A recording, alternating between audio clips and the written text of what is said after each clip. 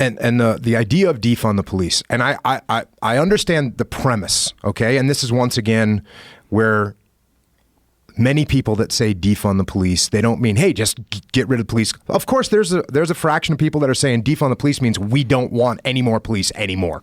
There's a portion of people saying that.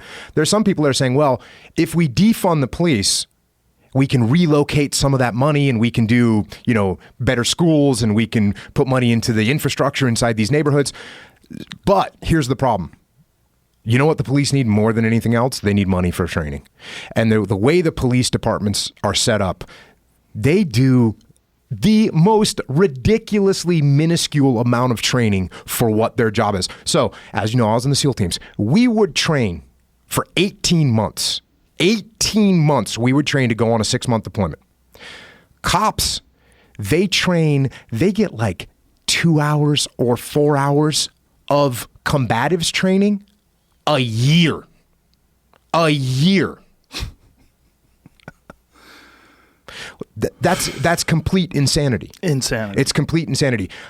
The thing I've been saying is cops should train 1/5 of the time. 1/5 of the time you should be training, whether it's 2 hours a day, 4 times a week, or whether it's 1 day a week where you're going to go and you're going to go through scenarios. You're going to do combatives. You're going to work with simunition. You're going to do de-escalation drills because it's really hard. I mean, being a cop I think is the hardest job in the world. And by the way, they're not going to have to worry about defunding the police because no one's going to want to be a cop anymore. Who is going to be fired up to be a cop right now? Who's going to think, you know what, when I grow up, I want to be hated by by a massive portion of the country. I want to be viewed as someone that kills innocent people. The recruiting in cop for police is going to go down so hard. It's going to be ridiculous. And then who are you getting there? You're going to get people that are worse level people, worse level humans are going to show up to be cops. So the training piece, though, they should do very, very scenario-driven training, right? Where you come into a room, and this isn't like super expensive stuff either. You come into a room, there's a person there, they appear to be compliant. You learn how to talk to them. You very quickly learn that instead of yelling them out of the gate, you say, "Hey, man, what's going on? Hey, what's your name? What's going on? We got a call here. Is everything okay?" You just immediately de-escalate. Then you learn what to do when they don't respond the way you want them to respond. Then you learn what to do when they start to do something drastic. What's the best thing for you? And you play through these scenarios. It's just like jiu-jitsu in the fact that what makes jiu-jitsu good? What makes jiu-jitsu good is we can go hard against each other over and over again and not really get hurt, not really get killed. So you get really good at it. That's what you need to do in training for police. You need to go through these tough scenarios over and over again because you do get better at it. You do get better at it. You learn how to mentally detach and not get emotional and realize that there's other things that are happening. When you see the George Floyd case, a couple of the other cops, I think two of the other guys were complete rookies, right? They had been on the force for a very short period of time. No one in that group of 4, obviously you got the killer himself. He's actually conducting the act, but all the other guys are not paying attention. They're all emotional themselves. Hey, stay back. And they're probably watching him saying, why isn't that guy moving? And they're just caught up in it. Whereas if someone would have showed up on the scene or one of those guys had been through some good training in their life, they would have said, what's happening here?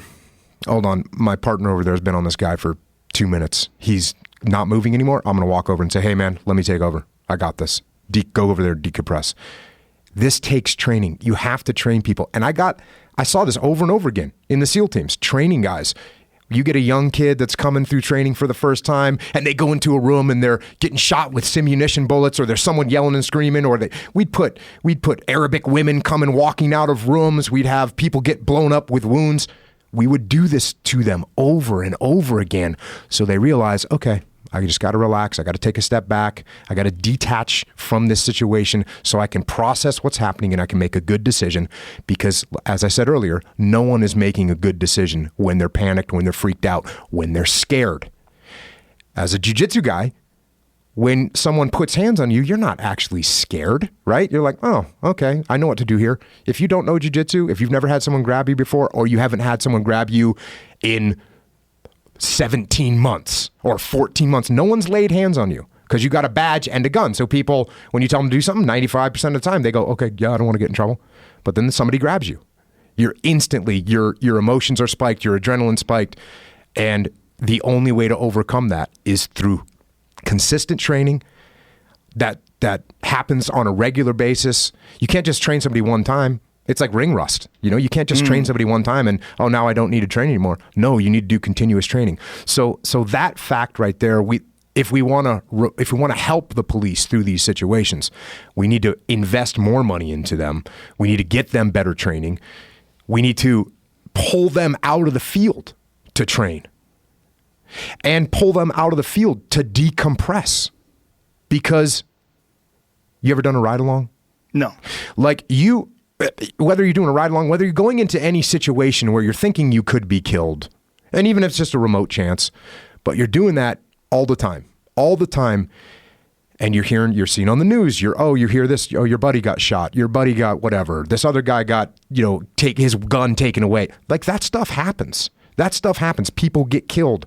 I mean, there's been 31 cops killed this year. 31 cops killed this year. And a lot of those, that's not including, like a car accident or COVID. There's been a bunch died of COVID, but just people that have been engaged with bad guys and they got killed. So you're a cop. When another cop gets killed, you're thinking that could be you. So that's your mindset, and that mindset builds, and you're working 10-hour days, and you're working 12-hour days, and there's no training, and there's no breaks. Where do you end up, right? Where do you end up? You end up being a little bit paranoid. You end up being a little bit angry. What happens when you get in a fight with your wife? It's like all these things, you add them together. It's a freaking hard job. And from an entire systemic way of training and recruiting and keeping police ready to do their job, whatever that job entails. Because let's face it, most of the time that job entails, most of the time it entails, hey, I'm about to go have a bad relationship with another human being. That's what's about to happen, right? Whether I'm pulling you over, whether I've been called to your house because you were yelling and screaming and people heard your wife screaming or whatever. That's what's happening. I'm showing up in a bad relationship. You don't like me and I already don't like you. That's where we start. So we got to train people for that. We also got to train them for all the times that they go in to help people, save people. They're the first people on the scene at car accidents. People are bleeding out. We got to train them for that. And then they have to also be trained for, hey, this is a bad guy this is the guy that you just talked about at a gas station with a weapon that wants to kill a bunch of people. You got to be prepared for that whole spectrum as a police officer. And yet we send them to a 3-month-long police academy, and then we send them out in the street, and that's what they do day in, day out, day in, day out.